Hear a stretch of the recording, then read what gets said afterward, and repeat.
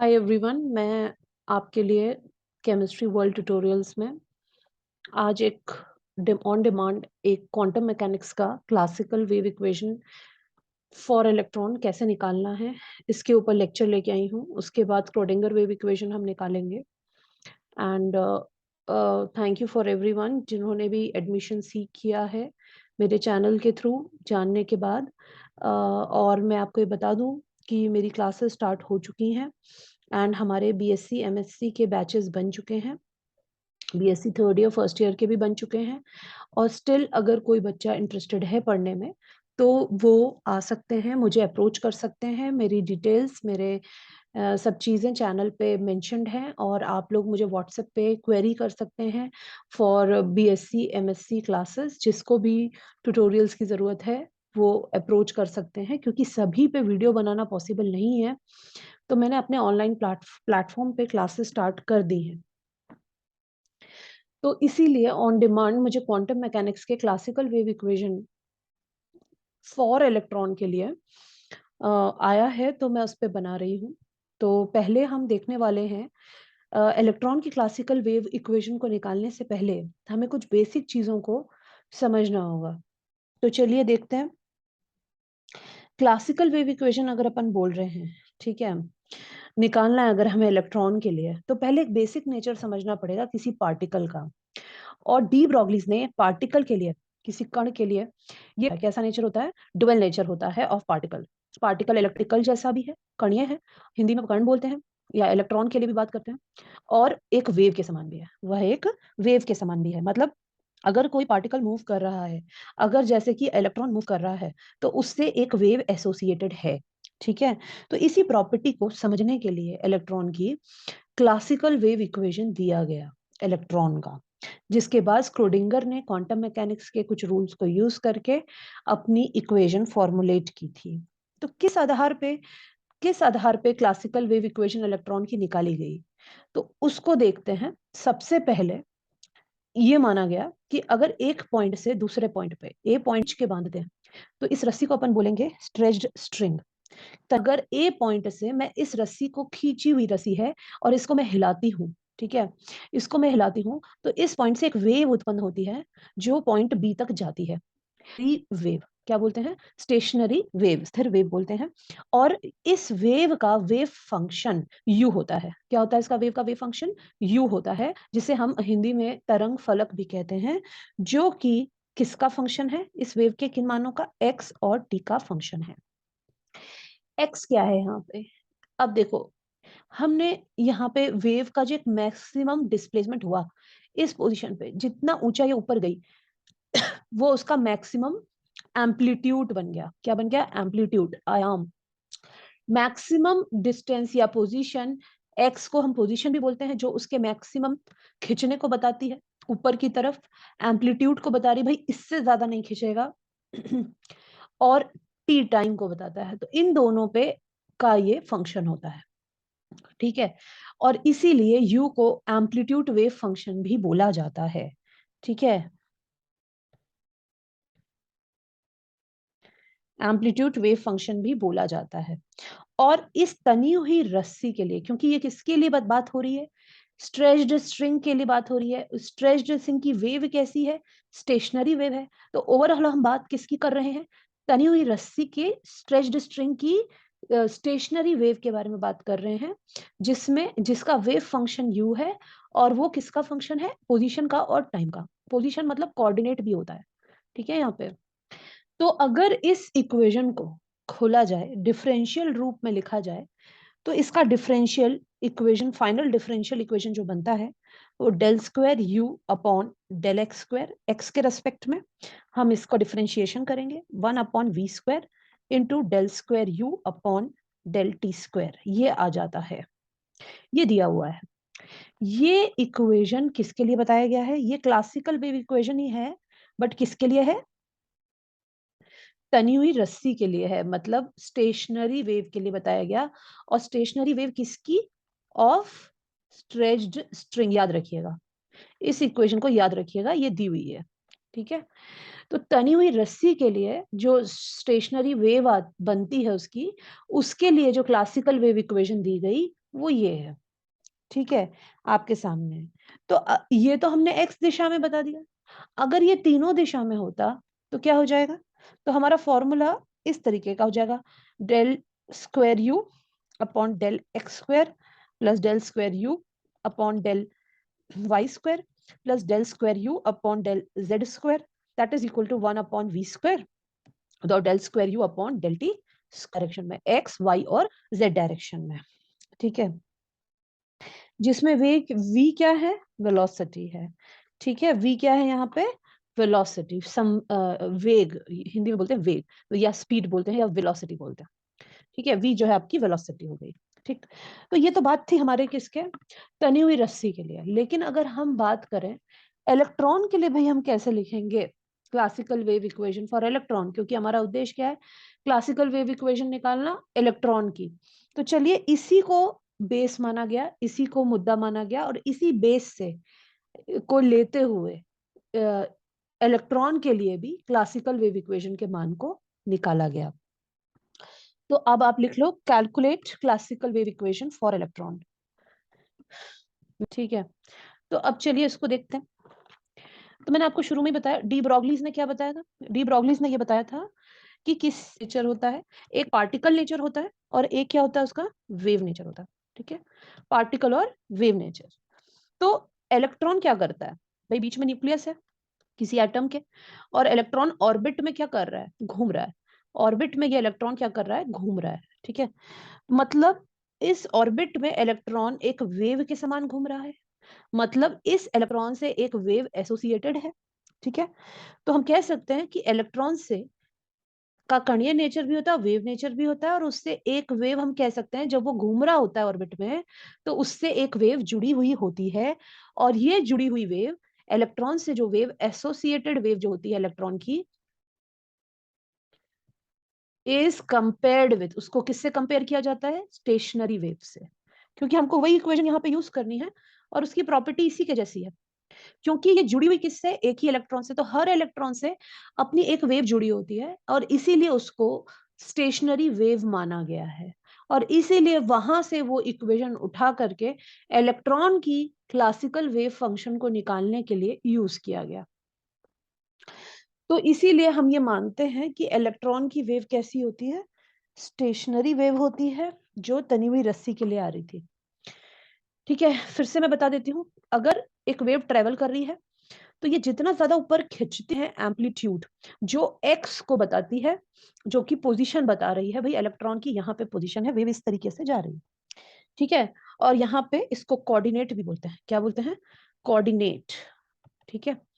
And maximum value, मतलब इस समय ए की मैक्सिमम वैल्यू होगी, आयाम की मैक्सिमम वैल्यू होगी, ठीक है, इसकी मैक्सिमम वैल्यू होगी। तो हम कह सकते हैं u, जहां पे अपन ने स्टेशनरी वेव के लिए आगे वाली इक्वेशन में u लिया था, यहां पे हम लेंगे फाई। क्या लेंगे? फाई। किसके लिए? इलेक्ट्रॉन का वेव फंक्शन है ये। किसका फंक्शन है यहाँ पे? ये इलेक्ट्रॉन का। और वो किसका फंक्शन है? वो किसका फंक्शन है? एक्स और टी का। कुछ नहीं किया है, वहां पे स्टेशनरी वेव के लिए हमने यू को बताया था एफ और एक्स टी का फंक्शन है, यहाँ पे हमने चेंज कर दिया है, फाई बोल दिया है, जो कि फंक्शन है एक्स और टी का, ठीक। तो चलिए, अब हमारे पास ये फंक्शन है phi is equal to, it's a function of x and t, ठीक। तो हम जानते हैं हमारे पास जो क्लासिकल वेव इक्वेशन थी शुरू में, ये वाली, ए लिख देती हूँ मैं इसको, तो यहाँ पे जहां जहां पे यू लिखा हुआ है उसकी जगह फाई कर दोगे इलेक्ट्रॉन के लिए, बस, ज्यादा डिफरेंस नहीं करना है। तो हमने क्या करना है कि इसको लिख देना है psi square, sorry del square phi upon del x square, that is equal to 1 upon v square into del square phi upon del t square, ठीक है। तो ये इस तरीके से लिखा जाएगा। हमने उठा लिया ये इक्वेशन स्टेशनरी वेव के लिए, अब हम इलेक्ट्रॉन के लिए आगे बढ़ते जा रहे हैं। ये फर्स्ट इक्वेशन दे दो। अब use this above equation 1 to find wave of electron, ठीक है। इलेक्ट्रॉन की वेव निकालने के लिए, क्लासिकल वेव इक्वेशन निकालने के लिए, तो हम इस इक्वेशन 1 का यूज करने वाले हैं।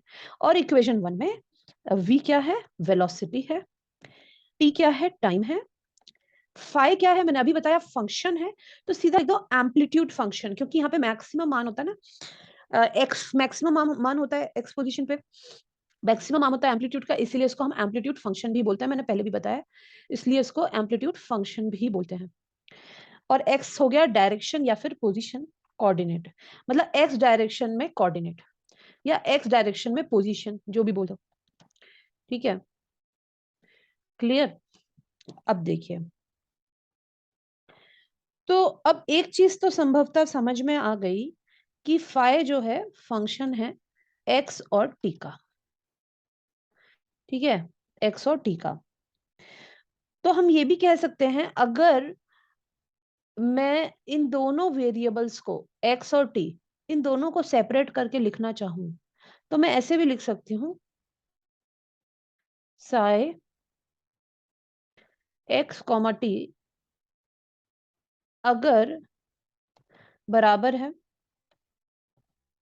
F x into G T, लिख सकते हैं, ठीक है।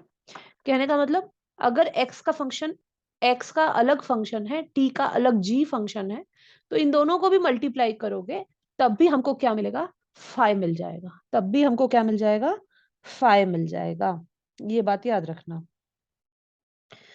तो हम क्या करने वाले हैं, अब हम ये करने वाले हैं कि हम स्टेशनरी वेव का एक इक्वेशन था, जो आपको याद रखना पड़ेगा, टाइम के रेस्पेक्ट में जो वैल्यू थी जीटी की, वो बराबर है ए साइन 2 पाई न्यू, मतलब आवृत्ति, फ्रीक्वेंसी, तनी हुई रस्सी के लिए दिया गया था।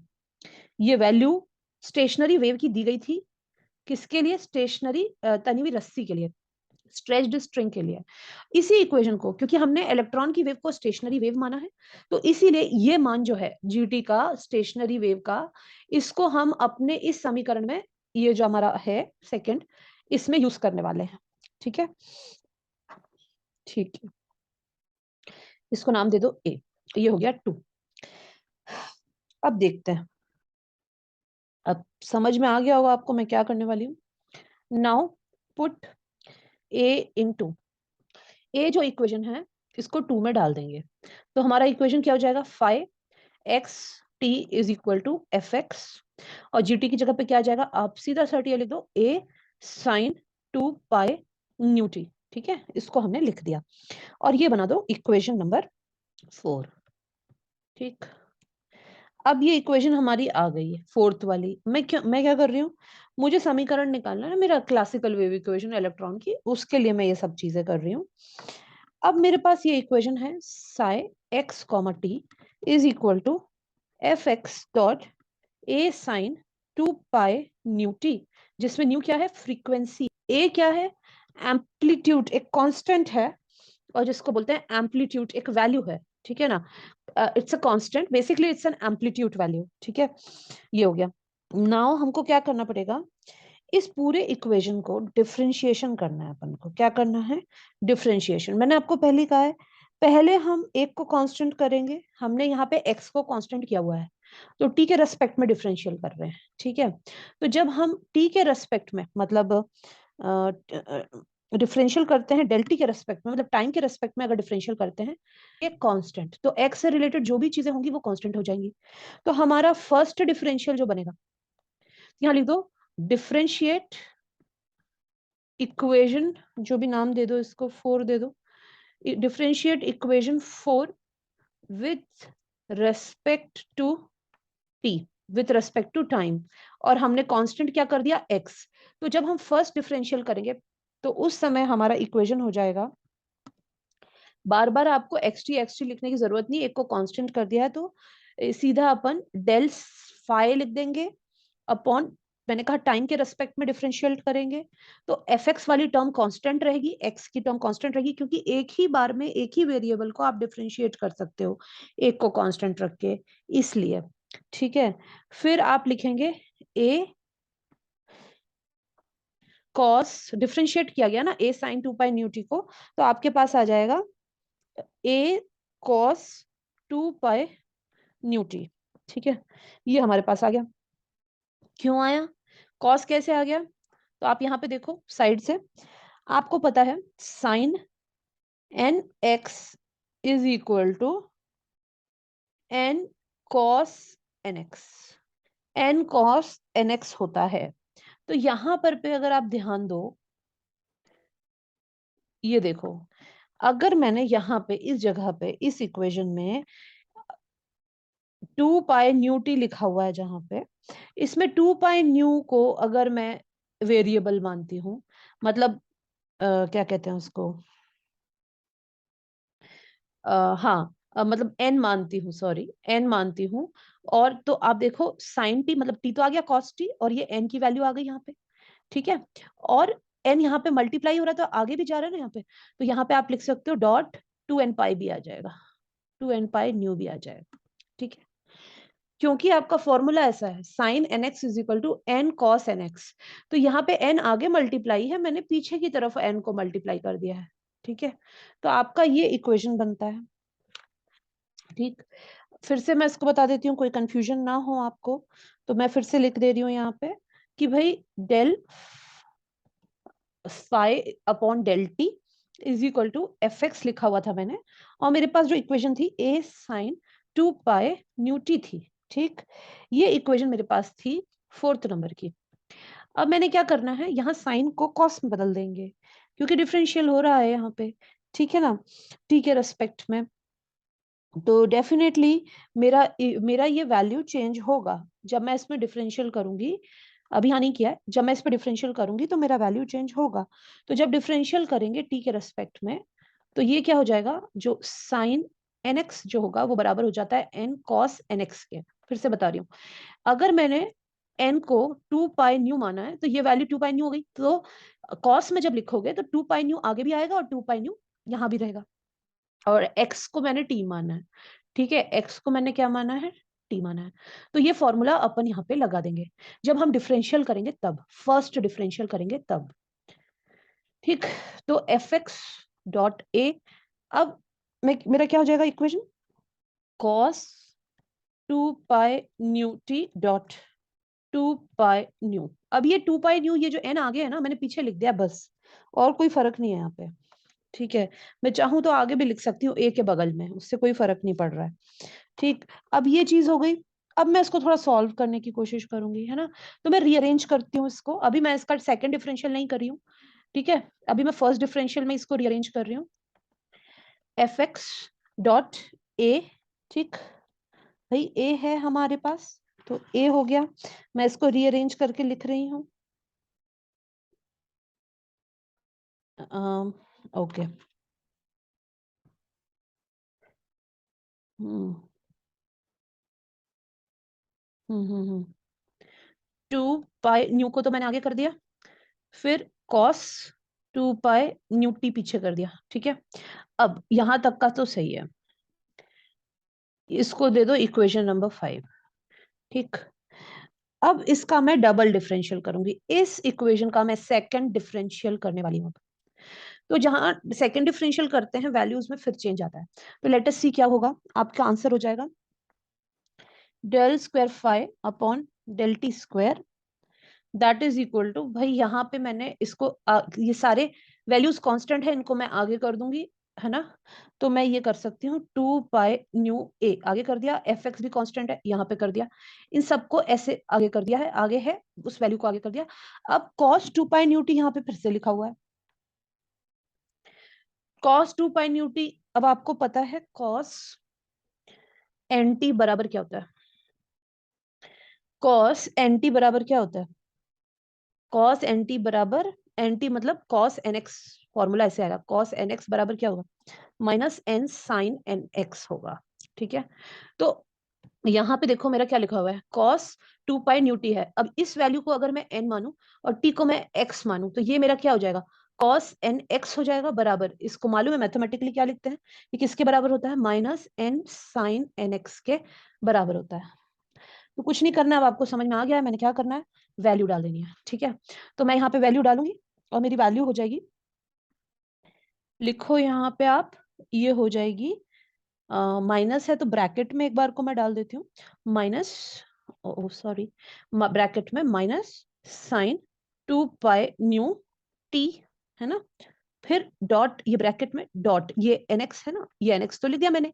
अब ये वाला भी तो n है, इसको भी लिखना है। अब मैं माइनस के आगे भी लिख सकती थी, बट मैंने यही लिख दिया, इजी कन्वीनियंट होगा मुझे, इसलिए 2 पाई न्यू को मैंने यहाँ लिख दिया, क्योंकि मैंने इस वैल्यू को n को क्या माना है, 2 पाई न्यू माना है। तो जब इसको खोलोगे ना, तो ये क्या हो जाएगा, देखो ये 2 और 2 मल्टीप्लाई हो जाएंगे 4, पाई पाई मल्टीप्लाई हो जाएंगे स्क्वायर, न्यू न्यू मल्टीप्लाई हो जाएंगे न्यू स्क्वायर। एम्पलीट्यूड ए तो है ही, एफ एक्स तो है ही, ठीक है, एफ एक्स यहाँ पे है ही। अब माइनस साइन ब्रैकेट में लगा हुआ है, minus sine 2 pi nu t. अब ये माइनस को मैं आगे कर दूंगी, minus 4 pi square nu square, frequency है ये, ए एफ एक्स, कैपिटल भी लिख सकते हो स्मॉल भी लिख सकते हो, फिर साइन 2 पाई न्यू टी लिख देंगे, ठीक है। अब इस equation minus 4 pi square nu square, F arrange कर रही हूँ, ए साइन 2 पाई न्यू टी कर रही हूँ।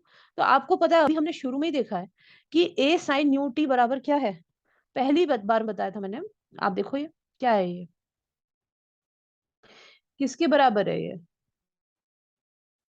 ये देखो ए इक्वेशन जीटी के बराबर, ए साइन 2 पाई न्यू टी किसके बराबर है, जीटी के बराबर है।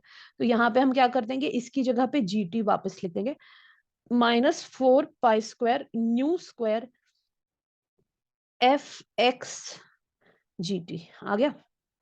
तो ये इक्वेशन हमारे पास आ गई, ये इक्वेशन हमारे पास आ गई, ठीक है। यहाँ लिखने की जगह नहीं हो पा रही है, तो मैं यहाँ लिख दे रही हूँ, ये बराबर है del square phi upon del t square के, है ना। तो इस इक्वेशन को मैं नाम दे देती हूँ 6। इक्वेशन नंबर 6 हमारे पास आ गई है, ठीक। अब ये इक्वेशन क्या आई है, यहाँ पे लिख देती हूँ, del square phi upon del t square का मान निकल गया है, टी के रेस्पेक्ट में डिफरेंशियल किया था ना, वैल्यू आ गया है, ये आ गया आपका 6 इक्वेशन। ये है टी के रेस्पेक्ट में डिफरेंशियल का आंसर या इक्वेशन, डिफरेंशियल इक्वेशन आ गई। अब हमें क्या करना है, हमने एफ एक्स को कांस्टेंट वहां लिया होता ना, अब हम एफ एक्स को अब हम जीटी को कांस्टेंट कर देंगे। तो अब क्यों हम करेंगे, now take t as constant and then find the equation for with respect to f x, ठीक है। तो अब हम ये करने वाले हैं, फिर उसका डबल डिफरेंशियल करना है, सेम जैसे उसका किया इसका भी वही करना है, ठीक है। तो चलिए करते हैं, वापस से मैं अपना इक्वेशन लिखती हूँ, phi is the function of x and t, और अगर हम इसको ऐसे लिखते हैं तो सेपरेट वेरिएबल्स में भी ऐसे लिख सकते हैं। अब यहाँ पे हम जीटी को कांस्टेंट कर रहे हैं, पहले हमने एफ एक्स को कांस्टेंट किया था, अब हम इसको क्या करने वाले हैं, कांस्टेंट रखने वाले हैं, और एक्स के रेस्पेक्ट में डिफरेंशियल करेंगे। तो डिफरेंशियल या डिफरेंशिएशन जो भी आप कर रहे हो with respect to del x, ठीक है। तो चलिए हमारा इक्वेशन क्या बनेगा, del phi upon del x is equal to, GT को मैंने कांस्टेंट कर दिया तो आगे लिख दिया है, और इस फंक्शन को हम क्या कर रहे हैं, डिफरेंशिएट कर रहे हैं एक्स के रेस्पेक्ट में। ये इक्वेशन नंबर 7 लिख दो, ठीक है। करते जा रहे हैं आगे, क्योंकि हमको दो इक्वेशन निकालनी है, फिर उन दोनों को निकाल करके वेव फंक्शन का मान निकालना है, क्लासिकल वेव फंक्शन की वैल्यू निकालनी है इलेक्ट्रॉन के लिए, इसीलिए दोनों वेरिएबल्स को करना जरूरी है। तो अब इसका डबल डिफरेंशियल करेंगे, सेकंड डिफरेंशिएशन करेंगे, तो डबल डिफरेंशियल जब हो जाएगा तो आपका क्या आ जाएगा, del square phi upon del x square is equal to g t dot del square f x upon del x square हो जाएगा। इक्वेशन नंबर 8 कर दो, ठीक है भाई। इसका डिफरेंशियल इक्वेशन था, इसका फिर से स्क्वायर कर दिया, तो जब इसका फिर से स्क्वायर करेंगे तो ये del square phi upon del x square is equal to g t dot del square f x upon del x square आ जाता है। अब हमारे पास दो इक्वेशन आ चुकी हैं, इक्वेशन नंबर 6 और इक्वेशन नंबर 8, ठीक है। इक्वेशन नंबर 6 कौन सी थी, ये देखो, ये निकाली हुई है ना अपन ने। तो इस 6 और 8 को, 8 मैं यहाँ पे वापस लिख रही हूँ, 6 को वापस लिख रही हूँ, मतलब del square five upon del t square is equal to minus 4 pi square nu square f x g t. ये इक्वेशन थी ना हमारे पास 6th वाली, तो इन इक्वेशन 6 और इक्वेशन 8 को हम इक्वेशन 1 में डाल देंगे, ठीक है। इक्वेशन 1 कौन सी थी, इक्वेशन 1 मैंने तुमको बताई थी जब मैंने स्टार्ट किया था लेक्चर, कि हम u की जगह फाई का इक्वेशन लिख देते हैं इलेक्ट्रॉन के लिए, ये वाली इस इक्वेशन में g और t की वैल्यूज को डालना है अपन को, x वाली टर्म को और del t स्क्वायर वाली टर्म को। तो मैं इस इक्वेशन को आगे लिख रही हूँ जिससे कि बार बार पीछे ना जाना पड़े। और इक्वेशन 1 कौन सी थी? del square phi upon del x square is equal to 1 upon v square है, याद रखना, ये न्यू नहीं है। Phi upon del t square, ये इक्वेशन नंबर 1 थी। तो अब आपको समझ में आ गया होगा, put values of 6 and 8 equation in equation 1। Equation 1 में उन दोनों की वैल्यू को डाल दो, मतलब 6 की वैल्यू क्या है, ये इस वैल्यू को यहाँ पीछे डाल दो, और 8 की जो वैल्यू है ये x स्क्वायर वाली, ये वाली वैल्यू को यहाँ डाल दो। ठीक है, तो चलिए हम डालते हैं, पुट करते हैं, तो हमारा इक्वेशन क्या बनेगा तुम देखो। मैं यहाँ पे शॉर्टकट में पहले दिखा देती हूँ। इसकी जगह पे मैंने 6th इक्वेशन लिख दी इस टर्म की जगह, क्योंकि ये टर्म उसके लिए दी हुई है। तो मेरा हो जाएगा GT dot del square fx upon del x square, है ना, that is equal to 1 upon v square dot, अब ये पूरा आ जाएगा 6th इक्वेशन का, minus 4 pi square nu square fx gt आ जाएगा। तो इसको मैं फेयर कर दे रही हूँ इधर पे, तो जब मैंने वैल्यू डाली तो ये gt हो गई dot del square fx upon del x square that is equal to 1 upon v square dot, minus था ना, माइनस अभी मैंने यही लिखा हुआ है, वहां पे नहीं डाला है, और पूरी वैल्यू को मैं लिख दूंगी। ये इक्वेशन नंबर हो गई मेरी 9। ठीक है, अब इसको थोड़ा सॉल्व करेंगे। ठीक है, ज्यादा कुछ नहीं है, थोड़ा सा सॉल्व करना है, हम आंसर आने ही वाला है हमारा। अब ये जीटी जीटी क्या हो जाएगा, कैंसिल हो जाएगा। कैंसिल हो जाएगा तो हमारे पास बनेगा del square f x upon del x square is equal to minus 4 pi square nu square upon v square, और यहाँ पे भी आ जाएगा fx। ये इक्वेशन नंबर 10 हो गई। मैं फिर से बता दे रही हूँ, ये जो है ये फ्रीक्वेंसी है न्यू, और नीचे जो डिवाइड हो रहा है बड़ा कैपिटल V, ये वेलोसिटी है। ये 10th इक्वेशन हमारे पास आ गई है। क्लासिकल वेव इक्वेशन का फाइनल मान हम निकालने वाले हैं धीरे धीरे, बस अब आंसर पास है। तो अब तुम देखो, वेलोसिटी का एक इक्वेशन होता है, वेलोसिटी बराबर होता है frequency into wavelength, frequency into wavelength, आवृत्ति इंटू तरंग दैर्घ्य। इसको तुम दे दो b। तो अब क्या करेंगे, पुट b इन इक्वेशन 8। भाई अब इस b को मुझे इस इक्वेशन 8 में डालना है। ठीक, अब अगर मैं यहाँ पे ऐसे लिखती हूँ v is equal to nu into lambda, तो मैं इसको रिवर्स में ऐसे लिख सकती हूँ 1 upon v is equal to 1 upon nu into 1 upon lambda लिख सकती हूँ। तो ऐसे में इस न्यू को मैं यहाँ भेज दूंगी, तो nu upon v is equal to 1 upon lambda आ गया। और हमारी इस इक्वेशन में क्या है, देखो nu square upon v square है, तो मैंने डायरेक्टली न्यू अपॉन वी की वैल्यू ले आई। तो अगर न्यू अपॉन वी का स्क्वायर करेंगे तो इसकी वैल्यू क्या आएगी, 1 अपॉन लेमडा स्क्वायर ही आएगी, है ना। तो जो हमारा इक्वेशन नंबर 10 था, ठीक है ना, जो हमारा इक्वेशन नंबर 10 था, del square f x upon del x square is equal to minus 4 pi square nu square upon v square f x, ये जो हमारा इक्वेशन था 10th नंबर का, यहाँ पे इस जगह पे मैं क्या लिख सकती हूँ, 1 अपॉन लेमडा स्क्वायर लिख सकती हूँ। तो मेरा इक्वेशन बन जाएगा del square f x upon del x square is equal to minus 4 pi square upon lambda square हो जाएगा। ठीक है, और यहाँ पे एफ एक्स तो था ही। ये हो गई 11th इक्वेशन। कुछ नहीं कर रहे हैं, बस वैल्यूज डाल रहे हैं, प्रॉपर्ली अपना आंसर निकाल रहे हैं। अब ये माइनस है, अब मैं उसको उस तरफ ले जाऊंगी तो प्लस हो जाएगा। तो नाउ नाउ लिखिए del square f x upon del x square plus 4 lambda square, sorry 4 pi square upon lambda square f x is equal to 0। मैंने ये माइनस था ना, इसको प्लस करने के लिए वहां भेज दिया, तो ये बन गई इक्वेशन नंबर 12। अब ये किस डायरेक्शन में है, ये वाली equation is only in x direction. किस डायरेक्शन में है, ओनली इन एक्स डायरेक्शन। ठीक है, अगर हम स्पेस में 3D में देखना चाहें, तो मतलब एक्स वाई और जेड दिशा में देखना चाहें, तो इस इक्वेशन में थोड़ा सा बदलाव आएगा। तो ये तीनों कोऑर्डिनेट है एक्स वाई जेड, स्पेस के निर्देशांक है स्पेस के, है ना। तो इसके लिए एक्स वाई जेड डायरेक्शन को बताने के लिए मैं ऐसे लिख सकती हूँ f x into f y dot f z, function of x dot function of y dot function of z. तो इसको रिपीट कर सकती हूं मैं। तो इसको बराबर माना जाता है साए एक्स वाई जेड के। किसके बराबर माना जाता है? साए एक्स वाई जेड के। इस कंप्लीट इसको वेव फंक्शन कहते हैं 3D में। ये है साए और ये वेव फंक्शन है 3D में, साए, और इसको बोलते हैं वेव फंक्शन 3D में। तो इसीलिए अब मेरे जो वैल्यू हो जाएंगी, है ना, अगर ऐसे लिखेंगे एफ एक्स की जगह पे मैं क्या लिख सकती हूँ? साई एक्स लिख सकती हूँ। और एफ वाई की जगह पे मैं क्या लिख सकती हूँ? साई वाई लिख सकती हूँ। और एफ जेड की जगह पे मैं क्या लिख सकती हूँ? साई जेड लिख सकती हूँ। तो मैं चलिए इसको रिप्लेस कर दूंगी 12th इक्वेशन में। एफ एक्स की जगह मेरा साई का मान आ जाएगा।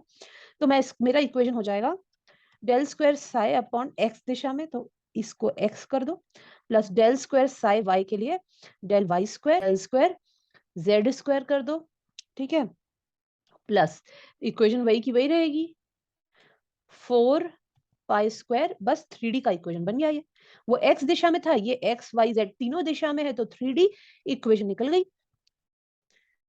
और यहाँ पे साई क्या हो जाएगा? एक्स वाई जेड हो जाएगा, ठीक है, दैट इज इक्वल टू 0।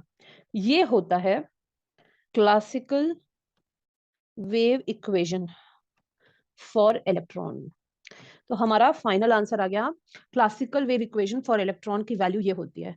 इसी का यूज और डी ब्रॉगलिस के सिद्धांत का यूज, इन दोनों का यूज करके स्क्रोडिंगर ने अपना स्क्रोडिंगर वेव इक्वेशन बताया।